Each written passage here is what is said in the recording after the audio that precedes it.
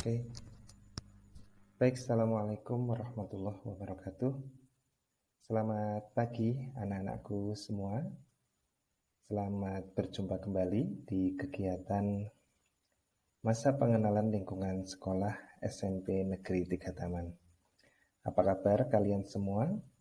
Ya, Pak Kuku berharap kalian semua dalam keadaan baik, dalam keadaan sehat, di tengah kondisi pandemi virus corona yang sudah berlangsung hampir 18 bulan lebih ya. Jadi 1,5 tahun kita sudah mengalami masa pandemi ini.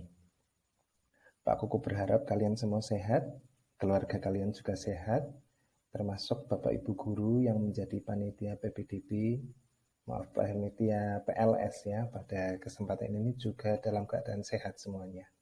Amin ya Rabbal Alamin. Anak-anakku semua, hari ini merupakan hari ketiga kita mengikuti kegiatan MPLS. Dan di awal pertemuan ini, Pak Kukuh ingin mengucapkan selamat buat kalian, karena sebentar lagi kalian akan resmi menjadi siswa SMP Negeri 3 Taman. Jadi syarat menjadi siswa SMP 3 Taman yang pertama tentu saja masuk di PPDB, kemudian yang kedua kalian harus mengikuti MPLS. Nah, di 2 hari pertama kalian sudah bertemu dengan Pak Eka, menyampaikan tentang lingkungan sekolah SMP Negeri 3 Taman. Kemudian di hari kedua dengan Pak Agus dengan materi protokol kesehatan, dan di hari ini kita akan belajar tentang cara belajar efektif. Nah, apa sih cara belajar efektif itu? Yuk kita belajar bareng-bareng ya, belajar bareng-bareng.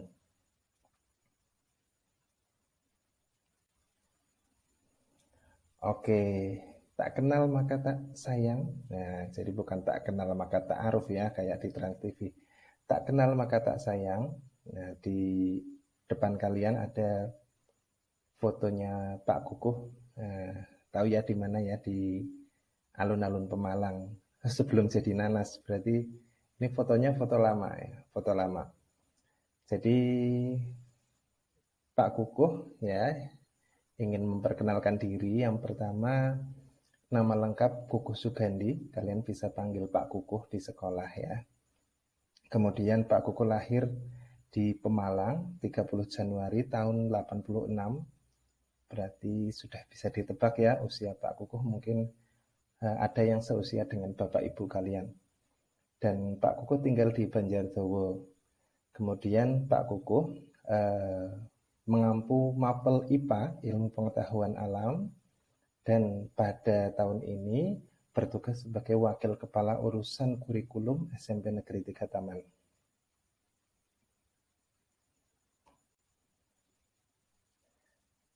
Nah, di materi cara belajar efektif ini ada 3 topik yang akan kita belajar bersama.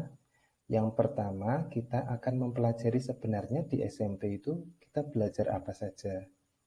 Nah, ada nggak sih perbedaan dengan ketika kalian belajar di sekolah dasar?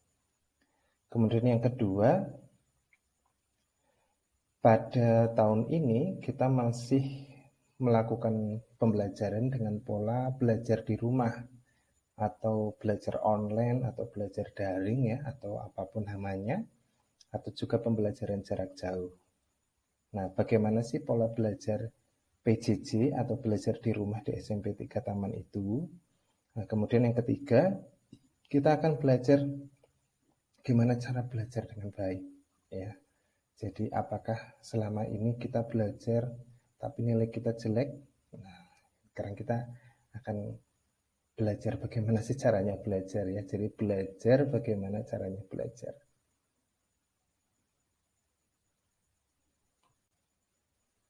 Oke, kita awali dengan apa yang kita pelajari di SMP.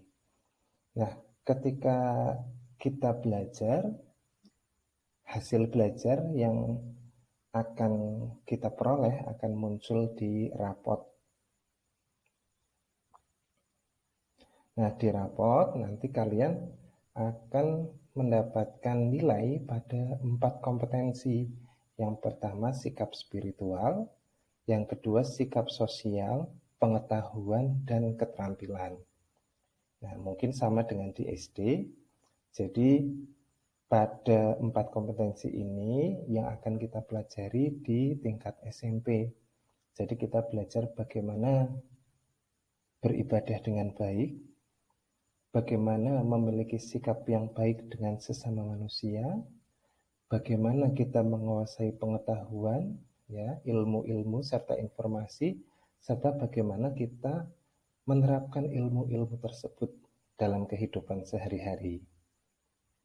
Ya, itulah 4 kompetensi yang akan kita pelajari, di mana 4 kompetensi tersebut nanti akan dituangkan dalam 11 mata pelajaran. Dari 11 mapel ini, apakah ada yang tidak ada pada SD?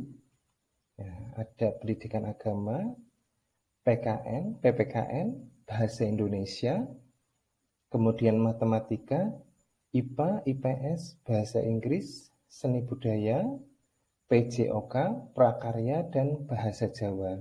Serta satu lagi, siswa akan mendapatkan layanan bimbingan konseling. Ya, jadi mungkin yang tidak ada sekarang kalau di SD bahasa Inggris ya, ada SD yang ada bahasa Inggrisnya, ada juga yang tidak ada. Nah, untuk SMP bahasa Inggris merupakan mata pelajaran wajib. Nah, ini 11 mapel yang nantinya akan kita peroleh nilainya di rapot ya, 11 mapel. Nah, kemudian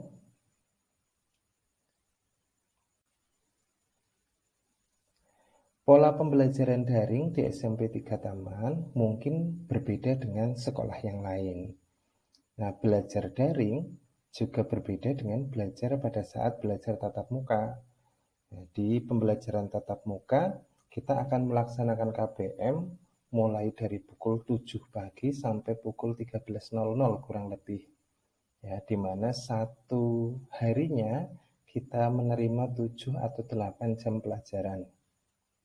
Nah, di SMP Negeri 3 Taman, PJJ dilaksanakan setiap hari Senin sampai dengan Sabtu mulai pukul 7.30 sampai 11.30. Ya, jadi total ada sekitar 4 jam. Nah, ada 4 jam. Nah, 4 jam tersebut terbagi atas 3 sesi. Ya, ini Pak Kukuh salah tulis sesinya ini ya. Jadi sesi 1 pukul 7.30 sampai 8.30, sesi 2 pukul 9 sampai 10, sesi 3-nya pukul 10.30 sampai 11.30. Ya. Kita akan melaksanakan 3 sesi kecuali pada hari Jumat. Ya, jadi hari Jumat hanya melaksanakan 2 sesi, jadi selesai pukul 10 pagi. Nah, ada 4 mapel yang melaksanakan 2 sesi setiap minggunya, yaitu bahasa Indonesia, bahasa Inggris, matematika, dan IPA. Sementara mapel selain 4 mapel tersebut melaksanakan 1 sesi. Contohnya, Pak Kukuh mengajarkan IPA, itu berarti Pak Kukuh mengajarkan 2 sesi. Ya. Nanti di jadwal kalian akan melihat, akan membaca bahwa IPA itu dilaksanakan misalkan 2 sesi, sesi 1 dan sesi 2. Berarti mulai pukul 7.30 sampai 10.00. 1 minggu sekali. Demikian halnya dengan bahasa Indonesia, mungkin akan dilaksanakan mulai pukul 9 sampai pukul 11.30 ya, tergantung jadwal kelas masing-masing. Nah, selain 4 mapel tersebut 1 sesi, contohnya misalkan PJOK, nanti di jadwal kalian akan membaca PJOK dilaksanakan misalkan setiap hari Senin pukul 7.30 sampai 8.30. Jadi 1 jam pelajaran atau 1 sesi. Oke, jelas ya untuk jadwal ya.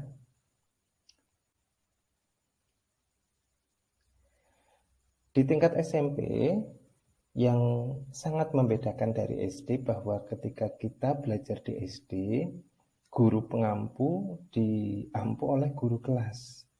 Kemudian pada mapel PJOK kemudian pendidikan agama, ya, itu diampu oleh guru sendiri, ya, guru mapel. Tetapi di SMP seluruhnya diampu oleh guru mapel, ya. Jadi nanti pada saat pembelajaran kalian akan mengenal 12 guru, ya, akan mengenal 12 guru. Nah, dari 12 guru tersebut tentu saja kalian juga harus menyiapkan peralatan, ya. Jadi peralatan yang perlu dipersiapkan yang pertama buku tulis, ya. Buku tulisnya meskipun daring juga butuh buku tulis karena kita akan menyimpan catatan kita di buku tulis, ya. Buku tulisnya jumlahnya 12, ya, serta mungkin nanti beberapa guru akan meminta buku tugas. Nah, kalian biar bukunya rapi, jelas, ya. Ini yang mungkin sering dilupakan sama anak-anak SMP 3 Taman. Yang pertama bukunya dikasih identitas. Sering lupa, ya. Jadi sering mengumpulkan buku tapi nggak ada identitasnya. Kemudian disampul, ya. Jadi lebih rapi ketika disampul. Nah, ketika menulis juga kalian jangan lupa tuliskan tanggal pembelajarannya. Jadi biasanya di buku sudah ada tanggal berapa, ditulis tanggal berapa, ya, tanggalnya ditulis.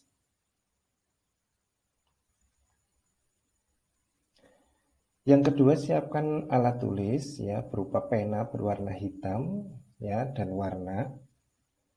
Kemudian pensil, penggaris, serta penghapus.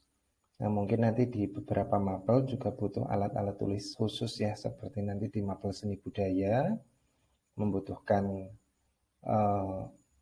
pensil warna atau cat air, kemudian di mapel matematika butuh penggaris segitiga atau jangka. Yang nanti kalian bisa melengkapi sesuai permintaan guru di situ.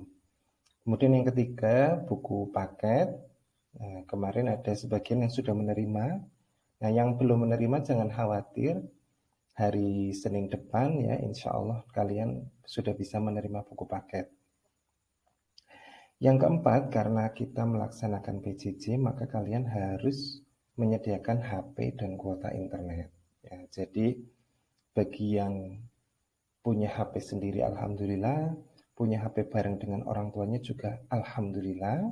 Nah, yang belum punya HP, semoga disegerakan punya HP, ya. Kalaupun belum punya perangkat HP, kalian bisa menyampaikan ke Bapak Ibu Guru, Pak, Bu, saya tidak punya HP. Nanti Bapak Ibu Guru akan menyediakan tugas-tugas secara tertulis untuk kalian. Yang kelima, jangan lupa jadwal mapel, ya. Nanti kalian akan di-share jadwal mapel dan tulis jadwal mapel tersebut kemudian ditempel di dinding. Ya, ditempel di dinding. Biar ingat terus, ya, biar ingat terus. Syukur-syukur kamu foto, ya, kemudian kamu simpan, ya, kamu simpan di HP jadi ingat terus.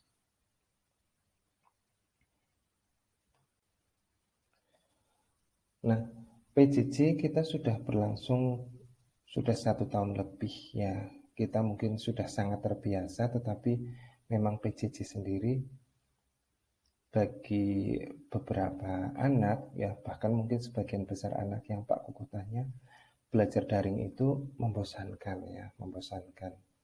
Ya, bagaimanapun kalian, ya, setelah Pak Kuku tanya, beberapa anak memang lebih senang belajar secara tatap muka, ya, bisa bertemu teman, bisa ketemu Bapak Ibu Guru, ya, kemudian bisa mendengarkan penjelasan Bapak Ibu Guru secara lebih jelas, ya. Kemudian kita berangkat sekolah, bangun pagi, kemudian pulang, ya, dengan waktu yang sangat teratur.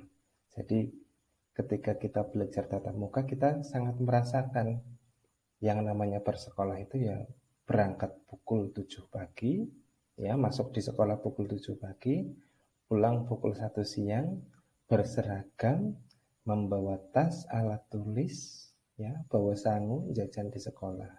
Ya, semoga suatu saat kita merasakan ini, ya, merasakan momen itu lagi. Insya Allah kalau kita berdoa bersama-sama pandemi COVID ini selesai, kemudian kita juga berikhtiar vaksinasi, ya, kemudian menjaga protokol kesehatan, sehingga suatu saat kita bisa melaksanakan tatap muka lagi.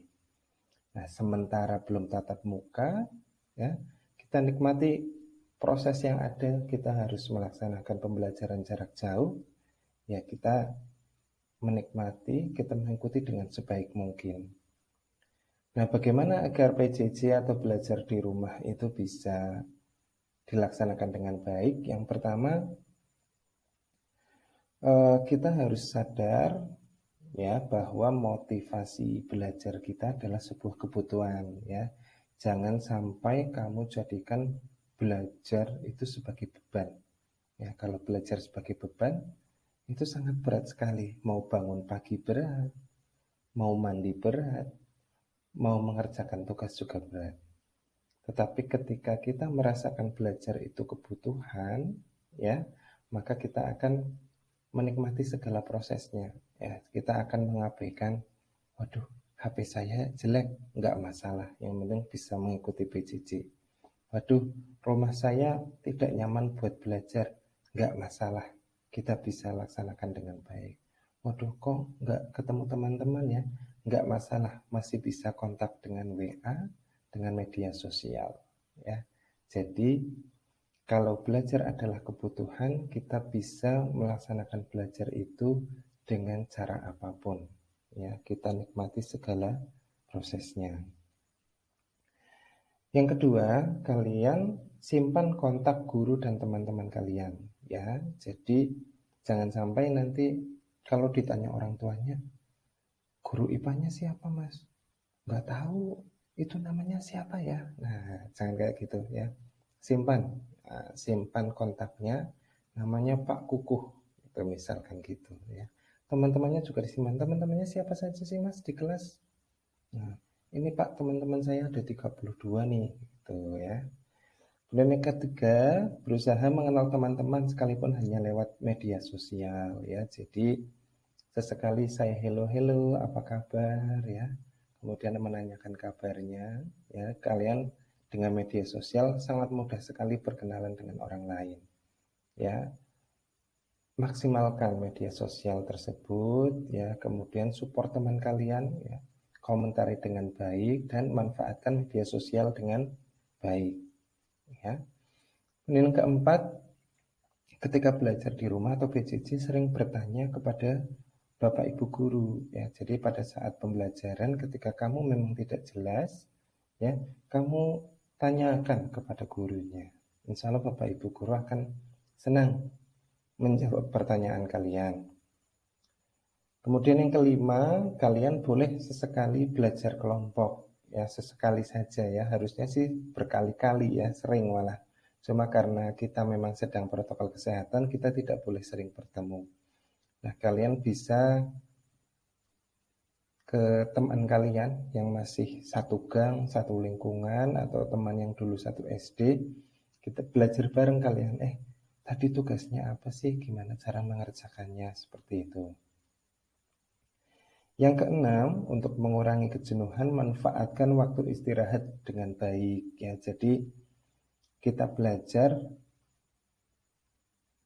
memanfaatkan waktu. Jadi kelebihannya PJJ memang kita sebagai siswa, kalian sebagai siswa itu harus mengontrol waktu dengan baik.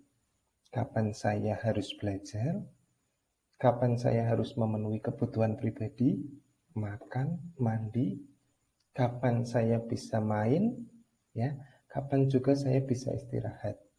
Nah, itu harus dikontrol sama diri sendiri. Kalau tatap muka, kita dikontrol oleh keadaan. Kita mandi, berangkat, dan pulang pada waktu yang tepat. Tetapi ketika PJJ, nanti setelah bulan kedua kita akan merasakan, waduh, saya mau PJJ tapi saya belum mandi. Wah, kalau sudah seperti itu, berarti kalian sudah warning ya. Sudah warning, sudah peringatan, saya harus memperbaiki manajemen pribadi saya. Nah, kemudian yang ketujuh, ya, selingi ketika kegiatan belajar dengan musik, bersantai atau berolahraga.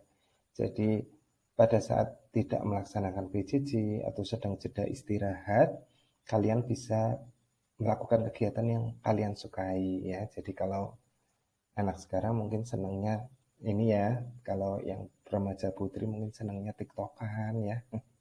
Kalau remaja putra senangnya ngegame ya. Boleh TikTokan, boleh ngegame, tapi ingat ya, kalian harus punya kontrol waktu. Nah, jadi kalian harus punya kontrol waktu, termasuk kalian bisa menggunakan waktu istirahat kalian sebagai sebuah pencapaian. Contohnya misalkan gini, saya hari ini ada kegiatan belajar matematika, ya harus mengerjakan 5 soal di buku paket. Nah, kalau saya bisa menyelesaikan 5 soal, saya boleh ngegame selama 30 menit. Nah, gitu. Jadi, game kalian itu punya ini ya, punya makna, itu punya makna. Jadi, jangan ini,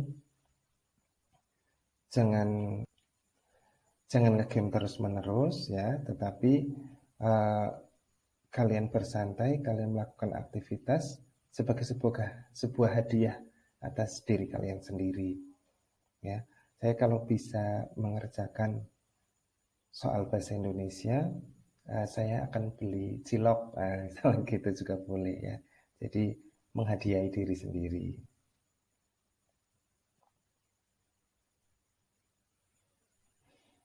Itu kurang lebih tentang PJJ ya. Jadi uh,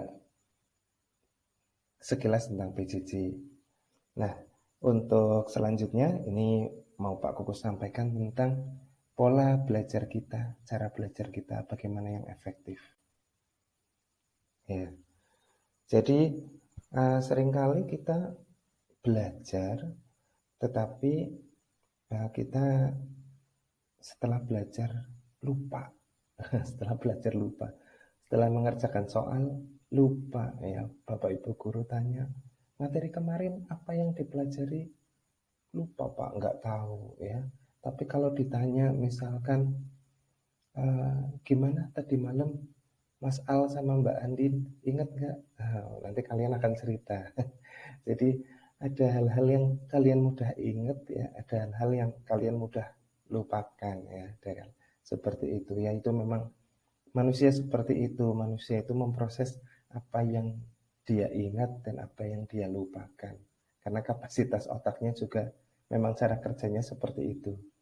Nah, ternyata kita mengingat apa yang kita sukai dan melupakan apa yang tidak kita sukai. Jadi kamu kalau bisa cerita, kalau disuruh menceritakan pengalaman hidup kamu, itu kamu akan menceritakan pengalaman hidup kamu yang kamu senangi, ya, yang enggak dengan teman yang kamu sukai. Kalau dengan teman yang tidak kamu sukai, biasanya ya kamu akan melupakan ya, akan melupakan. Oke, nah sekarang bagaimana jika kita belajar? Nah, ada seorang ilmuwan, ya ini ilmuwan fisika namanya Feynman, ya, dari Amerika Serikat. Beliau menyampaikan cara belajar yang mungkin beberapa sudah pernah melaksanakan, tapi beberapa belum melaksanakan. Dan ini Pak Kukuh rasakan betul ya, Pak Kukuh rasakan betul di masa dewasa ini pada saat Pak Kukuh hanya fokus pada satu hal, mengajar mapel IPA, kemudian mengajar secara berulang-ulang ya, setiap tahun mengajarnya sama. Nah, Feynman itu menyampaikan bagaimana cara kita belajar. Jadi yang pertama kita harus menentukan hal yang ingin kita pahami. Ya, jadi misalkan di materi IPA di kelas 7 itu nanti kalian akan belajar yang pertama tentang pengukuran ya. Pengukuran itu berarti kita belajar apa yang bisa diukur, bagaimana cara mengukurnya ya. Kemudian bagaimana satuan atau alat ukur itu yang baik seperti apa. Nah, kalian harus tahu dulu ya sebelum belajar apa sih yang mau dipelajari. Nah, kemudian yang kedua, setelah kalian jelas apa yang ingin dipelajari ya, kemudian yang kedua kalian menulis ulang materi yang dipelajari. Ya, setelah diajar Bapak Ibu guru, ya, selama kurang lebih misalkan 30 menit atau 15 menit. Kemudian kalian kasih jeda waktu. Ya, jeda waktu itu setelah mengikuti pembelajaran, kalian diam sejenak ya selama kurang lebih 5 menit. Kemudian apa sih yang tadi saya pelajari di situ? Nah, kemudian kalian tulis. Nah, tidak usah memaksakan diri, tulis saja yang kalian ketahui dan tidak harus dalam bentuk catatan yang rapi ya. Jadi tulis aja yang kalian memang tahu di situ. Juga ketika kalian misalkan diminta membaca buku dari halaman 8 sampai halaman 15 misalkan. Setelah membaca buku, yang kalian ketahui ditulis saja. Nah, ditulis, kemudian ya setelah menulis ya kamu cek hasil tulisan kalian ya. Nah, cara mengecek hasil tulisan bisa dengan membaca ulang atau dengan merekam apa yang kalian ketahui kemudian didengarkan sama temannya ya. Jadi proses pada nomor 3, nomor 4, dan nomor 5 ini kalian bisa laksanakan secara tidak harus berurutan ya, tidak harus berurutan. Cara mengecek hasil tulisan bisa dengan membandingkannya di buku atau kalian berpartner sama teman kalian ya. Jadi misalkan teman kalian namanya Budi misalkan, Bud, ini loh Bud, yang tadi dipelajari, yang tadi diajari sama Bu Akli ya, itu tentang pengukuran. Jadi pengukuran itu proses membandingkan sebuah besaran dengan besaran yang lain, Bud. Kemudian kalau kita mengukur panjang, kita harus pakai penggaris ya. Kemudian kita kalau mengukur massa, kita harus pakai timbangan. Kalau mengukur waktu, kita harus pakai jam, pakai stopwatch gitu. Nah, Bud, kira-kira penjelasanku kamu paham nggak, Bud? Terus kamu ada yang mau dikoreksi nggak? Nah, itu seperti itu, Mas. Jadi prosesnya bisa simultan sekaligus ya. Jadi nanti Budi, teman kamu itu bisa ngasih masukan ke kalian apa yang perlu diperbaiki. Dan jangan ragu untuk menyampaikan apa yang kamu pelajari dalam bahasa yang mudah kamu pahami ya. Jadi penjelasan kita itu tidak harus plek dengan buku. Yang penting kamu paham ya. Pakai bahasa Jawa juga boleh ya, pakai bahasa Jawa. Terangkan ke temanmu dengan bahasa Jawa. Itu.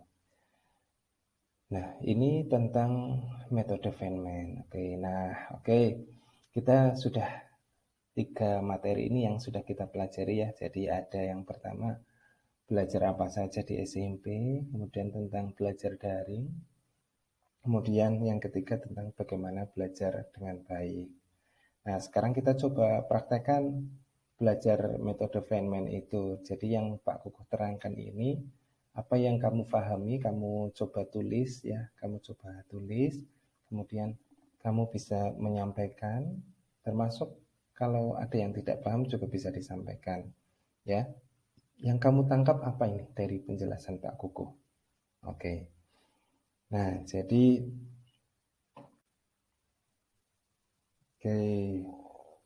Pak Kukuh akhiri sesi ini dengan sebuah kalimat, jadi bahwa belajar dari rumah itu terasa sulit, tapi bisa dilakukan.